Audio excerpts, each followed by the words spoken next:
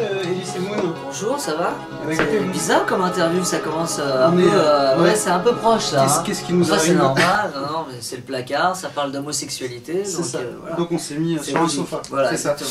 Comment allez-vous, oui, vous? Bah ça va, un petit peu fatigué. Ce matin, ils m'ont réveillé tôt. J'ai fait l'émission de Camille Combal là, sur Virgin Radio. Sur la place où il y a la Fnac. Du commerce, voilà, exactement, dans une brasserie. Exactement. D'ailleurs, il y a un canular qui n'a pas... Hein? Non, il y a un canular qui n'a pas marché, ce qu'ils m'ont fait appeler. Ils m'ont fait appeler dans un hôtel et il se trouve que c'était mon hôtel. Donc, en fait, la bonne femme a reconnu ma voix. C'était foiré quoi. Voilà, mais c'était marrant.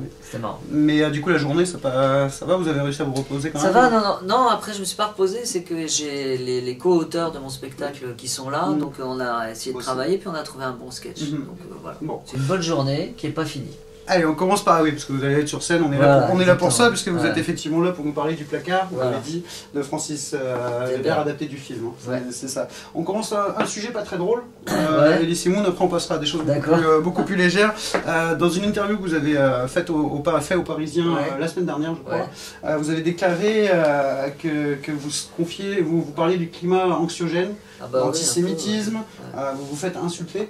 Sur Facebook, non, je me fais insulter. Oui, je l'ai un peu vu, j'ai été voir, il y a des choses un peu trash. Il y a des trucs un peu trash, mais ça reste sur internet, donc ça va. Et puis dans la rue, franchement, tout va bien. Hein. Les gens continuent à bien m'aimer, mais je le vois tous les soirs. Et puis voilà, quand je me balade dans la rue, donc il n'y a pas péril en la demeure. Hein. Je ne me fais pas agresser tous les jours. Heureusement. Ça m'arrive, ça m'est arrivé une fois, voilà, le mois dernier. C'est vrai que ça m'a un peu choqué, entre guillemets. Mais je suis pas le seul à être victime du racisme. Hein. Les Arabes, les Maghrébins, je sais pas quand, sont victimes de ça. Les Chinois, les Noirs, il y a un climat anti-musulman. Enfin, je veux dire, je suis pas le seul à subir ça, donc tout va bien. Mais c'est vrai qu'il se passe des trucs dans notre société qui m'interpellent. Une parole peut-être plus libre, on va dire ça comme ça. Elle l'est un peu moins. Hein. Pour les humoristes, mais pour certains, la parole s'est déliée, c'est-à-dire qu'on est plus facilement peut-être raciste, on se lâche un peu plus et on se pose pas de questions. Quoi. Bah ouais, merci Internet, voilà. Donc c'est vrai que sur Internet, on peut traiter les gens de youpins, on peut traiter les gens de sales arabes, de sales noirs. C'est vrai que il y a une grande... Je me doutais qu'après après Charlie, l'événement de Charlie, il y avait une sorte de consensus pacifique de tout le monde, et puis j'étais sûr, j'avais dit ça à un copain, j'avais dit tu vas voir, dans une semaine, les gens vont se lâcher, ça va être encore pire. Et c'est vrai. Cette bulle allait éclater. C'est dur. Vous avez dit... Enfin, ça concerne les humoristes. Oui, bien sûr. Là pour faire rire le monde. Ça aussi, heureusement. Vous avez dit que les départementales, c'est quelque chose que vous intéressez pas trop, mais que vous votez quand même. Ouais, je vais voter. Là, la semaine dernière, j'ai voté... écolo d'ailleurs, je peux le dire. Voilà, et puis cette semaine, dimanche j'irai voter aussi, bien sûr, parce que c'est vrai que c'est un peu flippant. Le Front National notamment. Bah ouais, moi je suis pas vraiment Front National, donc je vois pas bien pourquoi on vote Front National, d'ailleurs je comprends pas, puisque apparemment leur solution c'est retrouver le franc, enfin, c'est revenir dans les années 50, dans les années 60, mais ça n'existe plus, c'est fini, il faut s'adapter. Alors on a vu, ça marche quand même, hein, parce que le premier tour des élections départementales, on va voir dimanche soir, mais a priori il pourrait remporter quelques départements. Les idées simples, ça marche toujours. Hein. C'est plus facile de haïr que de réfléchir. Beaucoup plus simple, effectivement. Beaucoup plus simple. Donc vous êtes avec nous, on change de sujet, ça y est, vous êtes avec nous, ça c'est dit. Vous êtes avec nous donc, pour parler du placard, vous êtes sur scène ce soir ici à Carquefou. Donc la pièce de Francis Weber, je répète encore une fois, adaptée du film du même nom. C'est une pièce absolument géniale. Alors moi j'ai pas eu la chance de la voir en entier, j'ai vu beaucoup d'extraits. Donc t'es un menteur. Donc je suis un menteur quand je dis c'est génial. Les extraits, je peux dire quand même que les extraits sont géniaux. Non, mais c'est vrai que ça cartonne, c'est plein partout. Là on fait 5 soirs bourrés à craquer ici à Carquefou. On est plein partout, c'est simple, c'est plein partout. On fait des grosses salles, plein de salles que j'ai faites déjà en tant que one-man show autiste. Et on fait des salles, il nous est arrivé de faire 1800 personnes, c'est fou pour une pièce de théâtre. C'est complètement énorme. On fait le pitch, vous le faites ou je le fais? C'est François Pignon, un pauvre type assez invisible, une sorte de passe-partout, un expert comptable qui se fait jeter de sa boîte. Et il est tellement déprimé qu'il va pour se jeter par la fenêtre et son voisin lui dit non, vous jetez pas par la fenêtre, avouez votre homosexualité. mais je suis pas homosexuel du tout. Avouez votre homosexualité, vous verrez, c'est le regard des gens qui va changer. Et en effet, tout change dans sa vie. Il va retrouver l'amour, il va retrouver son boulot. Les gens vont changer d'attitude. C'est adapté du film qui a eu beaucoup de succès. Ouais. Alors le film, oui, c'est plus de 5 millions d'entrées en 2001. Ouais. Effectivement, c'est un succès énorme. Vous reprenez donc le rôle de Daniel Auteuil, qui le jouait lui dans le film. Laurent Gamelin fait le rôle de Gérard Depardieu. Voilà. Philippe Magnan fait le rôle de... J'ai oublié le nom de l'acteur. François Leventhal reprend le rôle de Jean Rochefort. Enfin, on a une super distribution. Il y a Zoé Félix, il y a Laurent Paolini... il y a Marie Facundo. Marie Facundo, jeune actrice, hein, pour le coup, un peu moins connue que mais j'invite les gens à aller voir sur internet Les Coquettes. Elle fait partie d'un groupe qui s'appelle Les Coquettes, c'est génial. C'est génial. Vous disiez, Philippe Magnan, il reprend le rôle de Michel Aumont dans le film, qui était venu nous voir d'ailleurs. Qui était venu vous voir théâtre. C'est intéressant ça. Vous êtes réapproprié finalement le rôle de Daniel Auteuil à merveille. Un peu trop. Un peu trop, pourquoi? C'est pas simple, ceci, de passer derrière Daniel Auteuil. Non, parce que lui, il a fait du cinéma, moi je fais du théâtre, donc oui, j'ai amené des choses à moi, ça c'est sûr, dans Pignon, clairement. Ouais, vous en avez pas marre d'ailleurs de la question que je viens de vous poser? Pas du tout, non, absolument pas. Pour l'instant, toutes les questions, ça va. Non, mais cette question-là, effectivement, vous passez derrière Daniel Auteuil, etc.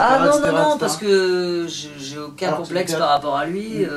En plus, la pièce est plus drôle que le film, mais c'est Weber qui le dit lui-même. Donc, non, tout va bien. Et puis, je vous dis, j'ai amené ma patte au rôle, ma fantaisie, ma sensibilité, on va dire. Donc, je me le suis vraiment approprié. Quoi. Ouais, c'est ça. Ça se sent, effectivement. C'était votre première année de théâtre? Ouais, c'est... J'ai fait du théâtre il y a longtemps. Roger Louret, c'est ça? Avec Roger Louret, Muriel Robin et tout ça, mais c'était il y a 30 ans, je crois.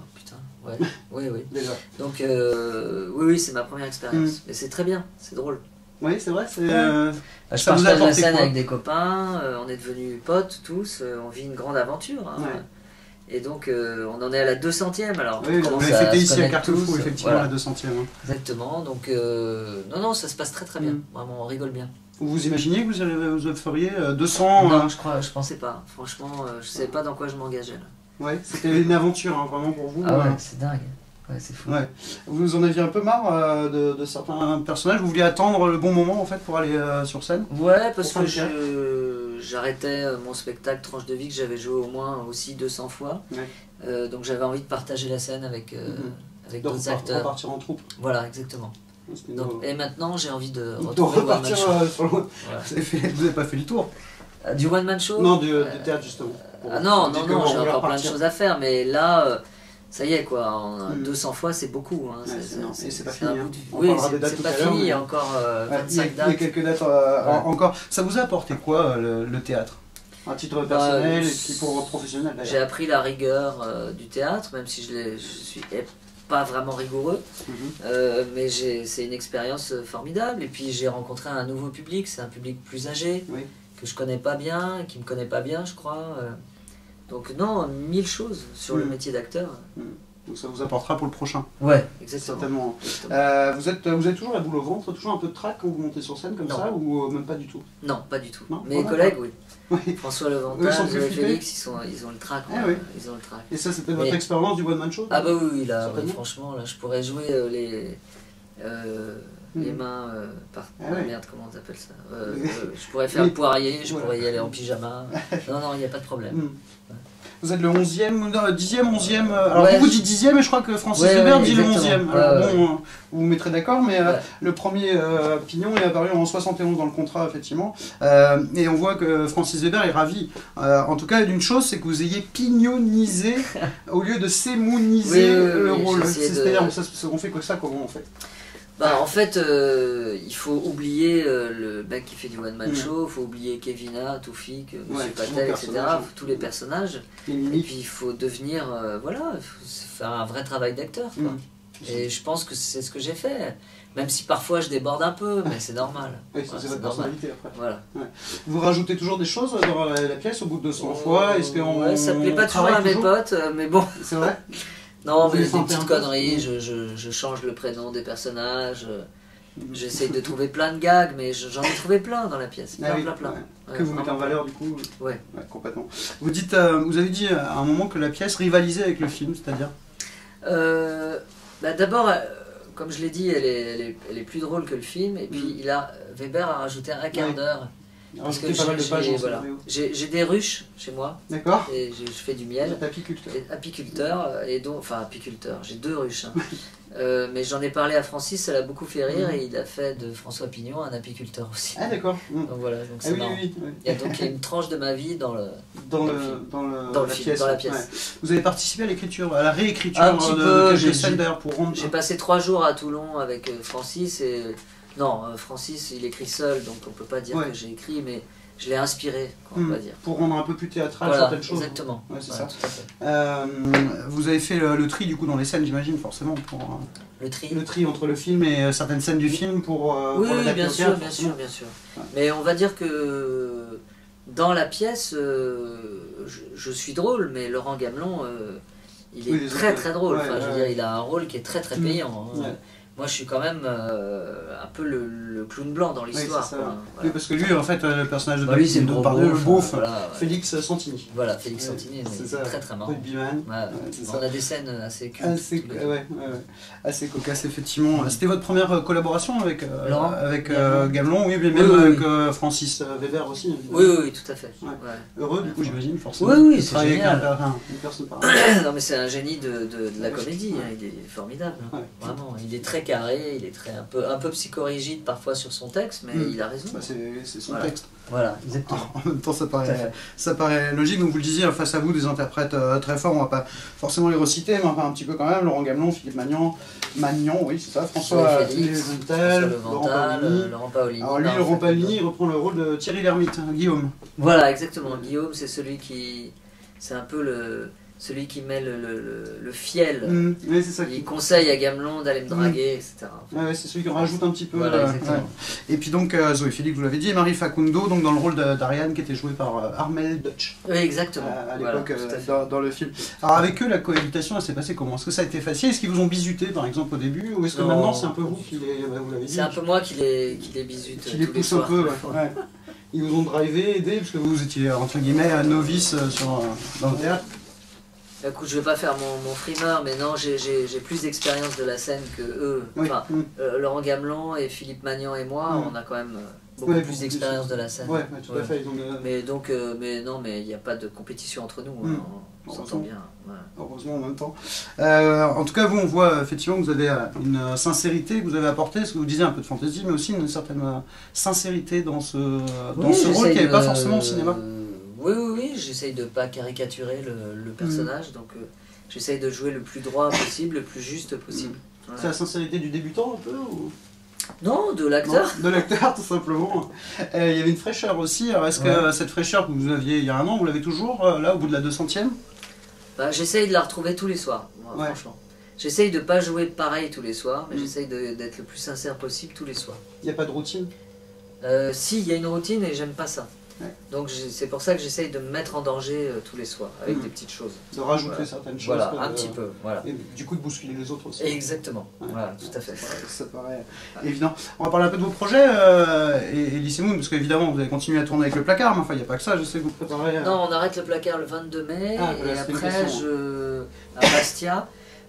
Et après, je vais aller au festival de Marrakech. En juin. Qui m'a invité. Je vous donne la date tout de suite si vous voulez. Oui, non, mais c'est pas grave. Début juin. 11 juin. Voilà, 11 juin. Donc, je vais jouer mon spectacle qui s'appelle À partager là-bas. Je vais participer au gala. Et puis au mois de novembre, je serai au Grand Point Virgule à Paris avec mon nouveau spectacle. Donc le spectacle à partager. Vous avez dit que vous appréhendez un petit peu ce spectacle. Il y a quelques sketchs un peu chauds sur un djihadiste qui s'engage sur internet, donc voilà, non mais c'est...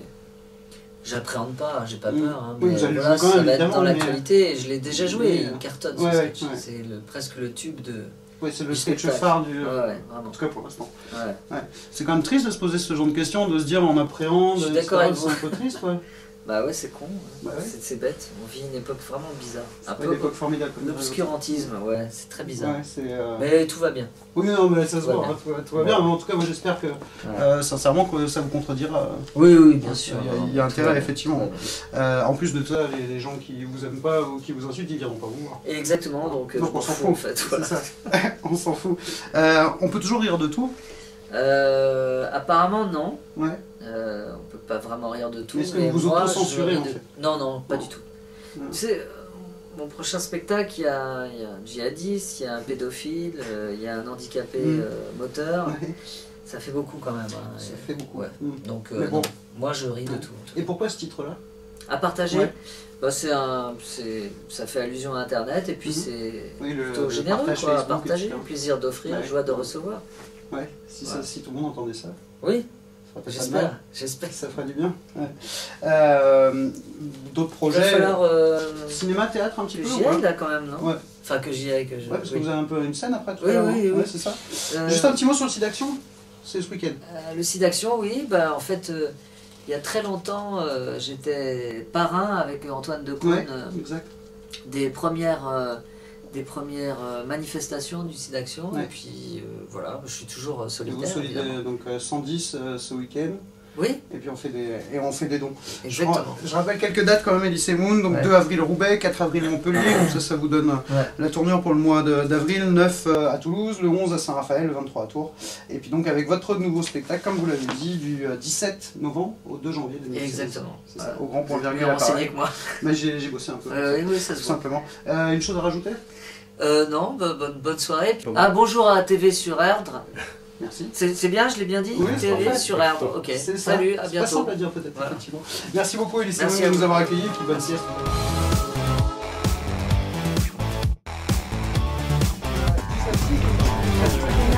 D'art contemporain. Donc c'est un lieu qui a plusieurs missions. La première, c'était son geste. Ici, on a plus de